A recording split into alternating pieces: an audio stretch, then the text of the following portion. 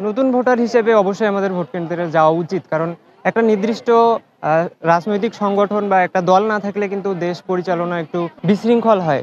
ফলে আমাদের আ যে দেশের উন্নতি, এই উন্নয়নের ক্ষেত্রে অনেক বাধা প্রদান করে এটা।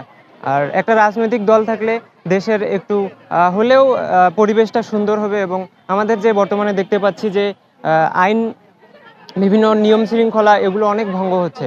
একটা নির্দিষ্ট দল থাকলে তাহলে আমাদের যে পরিবেশটা এটা একটু হলেও সুশৃঙ্খল হবে।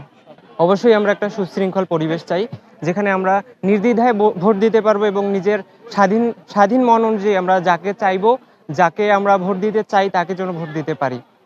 ভোটদান পদ্ধতি বলতে আ আমাদের অনেক বিজ্ঞ মানুষ আছে। তারা বর্তমানে যে সংবিধান রয়েছে সেই সংবিধান অনুযায়ী আমাদের যে ভোটদান পদ্ধতিটা হয় তাহলে খুবই ভালো হয়।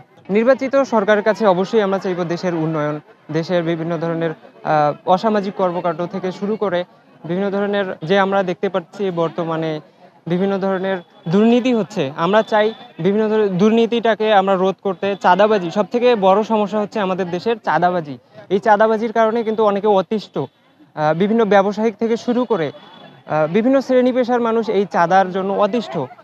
Truck stand, bus stand, auto stand থেকে শুরু করে বিভিন্ন বড়, বড় পর্যায় পর্যন্ত কিন্তু এই চাঁদাবাজিটা চলে এবং এটা খুবই একটা দেশের পরিস্থিতিকে একটা ভয়াবহ অবস্থানে নিয়ে যাচ্ছে।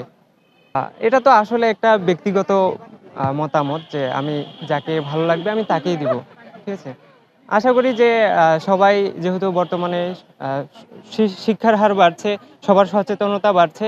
সেই হিসেবে আ মনে করা যায় যে আমাদের যে বর্তমানে নীলফামারী আসনের মধ্যে যারা আছেন সুশিক্ষিত মানুষ হোক আর অবশ্যই তো সবাই সুশিক্ষায় শিক্ষিত হচ্ছে।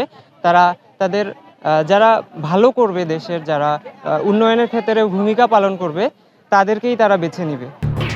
এলো খবরের কাগজ, নিখাদ, নির্ভীক, নিরপেক্ষ।